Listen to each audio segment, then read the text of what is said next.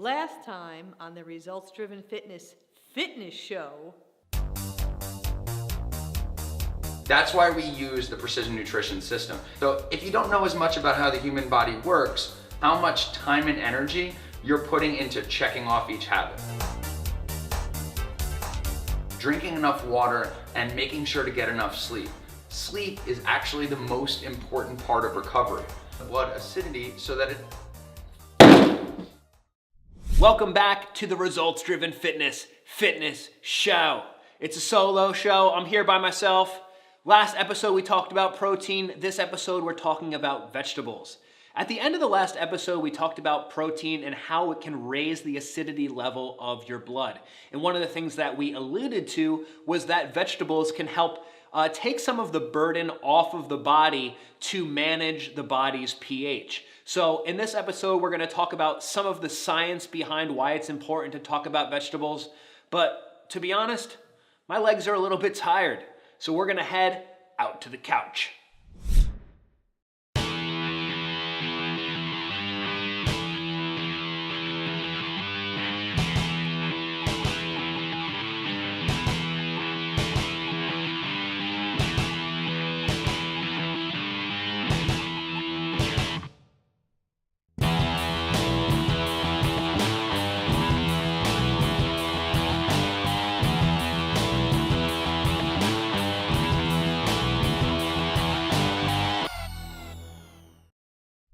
All right, guys, we are off the set and now we're on the couch. Vegetables are what we're talking about today, and one of the easiest ways to get people to start eating vegetables is to educate them on why they're important. So the first thing we like to talk about is that your vegetables have vitamins and minerals and nutrients that your body needs. We can't get everything our body needs from just one food source. So it's our job as adults to try to eat as well-rounded of a diet as we can to make sure our body gets all the nutrients we need to function optimally. One of the other things we talk about is that your vegetables have a lot of fiber. Fiber is good for your digestive tract. You need fiber in your diet to help make sure that your stuff functions appropriately. And last thing we like to talk about, and that we talked about in the other episode, is that vegetables help balance your body's pH. Your body has a natural acidity to it, and your body helps regulate that. When you eat a lot of protein in your diet, which isn't necessarily a bad thing, but when you eat a lot of protein or you have a lot of coffee or alcohol, maybe you don't get enough recovery or don't get enough sleep, your body will trend in a more acidic level, and it puts more stress on your body to help balance it and bring it back to a more neutral pH. Eating vegetables stacks the chips in your favor. So does recovery and hydration. So even though the body is going to regulate its own pH, we want to give it a helping hand by having your healthy fats and vegetables, sleeping enough, and drinking enough water. So now that you know why it's important to eat vegetables, we're going to go back in time to when I was sitting at the table before I got a haircut. And we're going to talk about which vegetables to prioritize.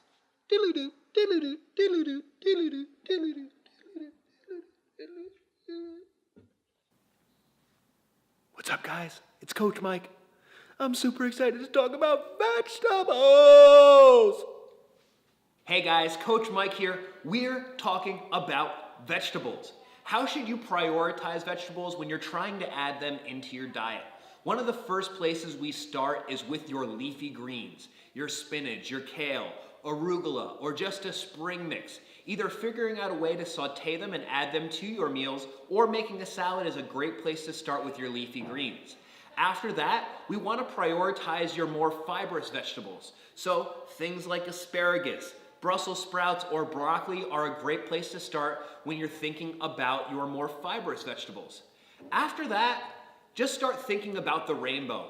Eat a wide variety of colors from your produce section at your local grocery store. If you can prioritize your leafy greens, some fibrous vegetables, and then just a wide variety of color, you're going to be able to get a well-rounded diet and a well-rounded profile of vitamins and minerals when you're eating your vegetables. So, leafy greens, fibrous stuff, colorful stuff. Simple, right? Start working vegetables into your meals. So now that you know how we think about vegetables and which ones to prioritize, let's go through some tactical advice about how to start working them into your life. One of the first things we would like to recommend is don't be afraid to lean on frozen vegetables. They're easy to use when you first start eating vegetables because they don't go bad. So you can take out whatever you need, put the other ones in the freezer, and you are good to go for that meal. They're also easy to bulk prep. So you buy your bags, you steam them or roast them, do whatever you're going to do, and then you're done prepping your vegetables, and it's really not a big deal. If frozen vegetables aren't your jam, or you are a little bit more of an experienced cook, the next thing that we'll recommend is sauteing or roasting your vegetables. Sauteing or roasting your vegetables is an easy way to make vegetables in a bulk amount.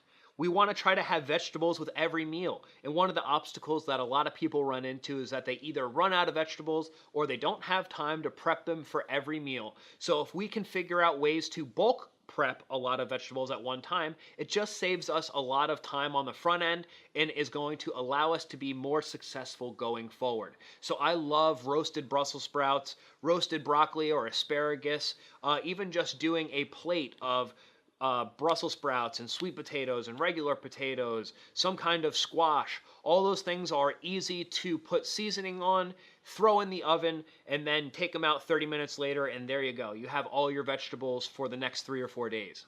Remember, the goal is to eat a wide variety of vegetables, but the goal is just to eat vegetables with every meal off the bat.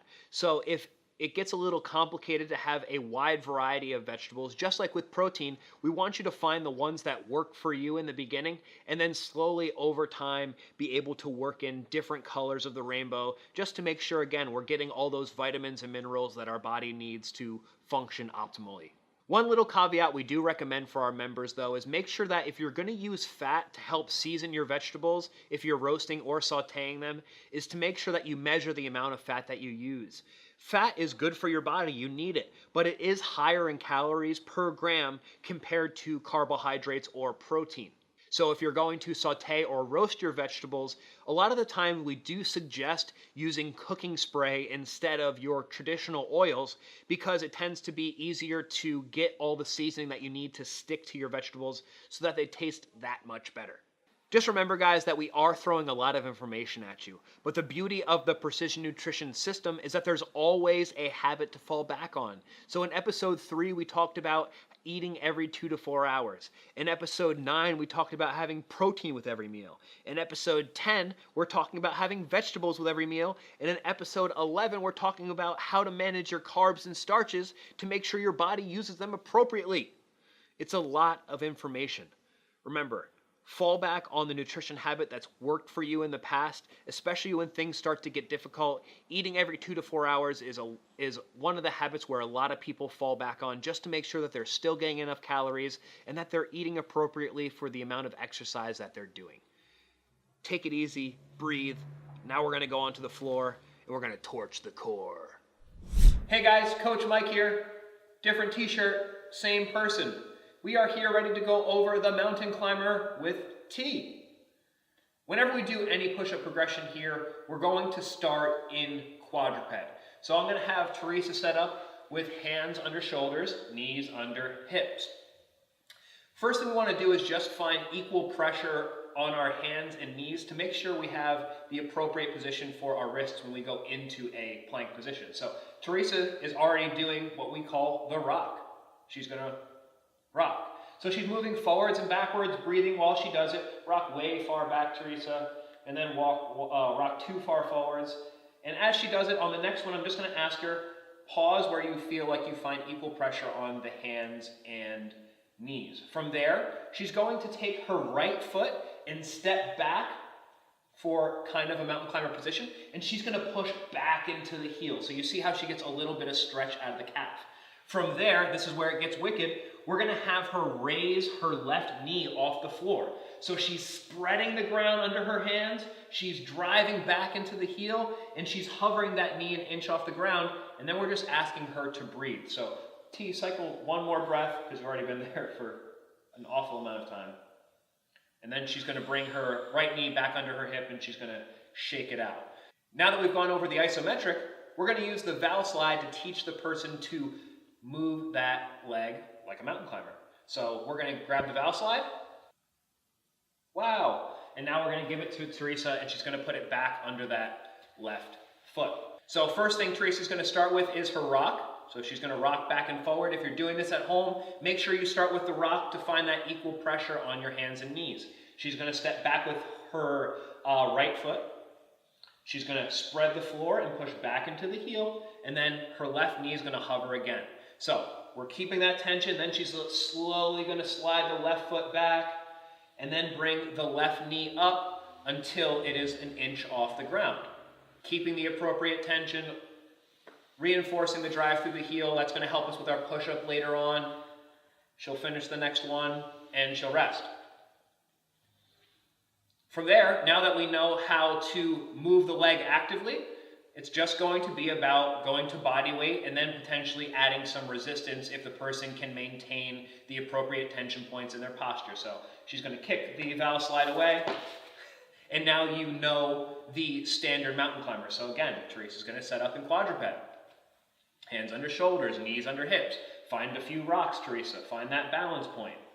You'll notice when she stepped back, one of the reasons we have her do the rock, go ahead and step back, her wrist still stays under the shoulder. She's gonna now go through her mountain climber, so bring that knee up until it's just under the hip, back to your start position, to your push-up position, and then other side. Yep, there you go. So keep spreading the floor, Teresa, and as you step, make sure you're still driving back into the heel. There you go. And then she keeps that nice plank. Before, her hips were just getting a little sassy. Let's get one more on each side. So if a person can maintain all the appropriate tension points and their body stays rock solid, we're going to use our mini band. We got it. So Teresa's going to put this on her feet. And all the same rules apply. So starting in quadruped, Teresa's going to find her rock. She's going to find the spread of the floor, and then she's going to step back with her left foot. And then she's going to hover the right knee off the ground, spread the floor, push back into the left foot, Teresa, and then step back with the right foot, and then bring the left knee up until it's under the hip, and then step back, and then other side. So she's doing a really good job of keeping the tension through the heel. She's spreading the floor, her hair's waving. You know she's doing a great job. You can rest. So that is our mountain climber progression. A lot of people do the isometric and the Valslide. They like using the Valslide. It's a pretty fun piece of equipment. But don't overestimate and don't underestimate, just estimate the isometric. So start in that quadruped position, give yourself a few rocks, step back with one foot, spread the floor, tension through the heel, and then just hover the knee. And you'll be surprised how much sweat there's going to be under your face when you finish, especially if you turn up the heat in your house. Just saying. I'm going to switch shirts. We're going to go back to the desk. Thank you, Teresa. Thank you.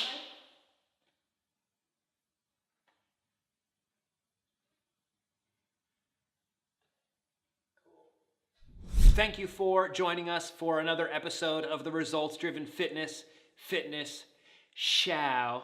Next time, Coach Ed will be back, and we'll be talking about the carb devil.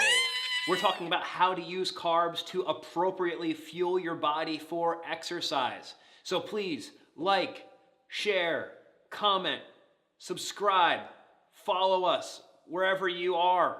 We really appreciate your support and your attention. Hopefully you can take some of this exercise stuff and make yourself a better human being. Good luck out there.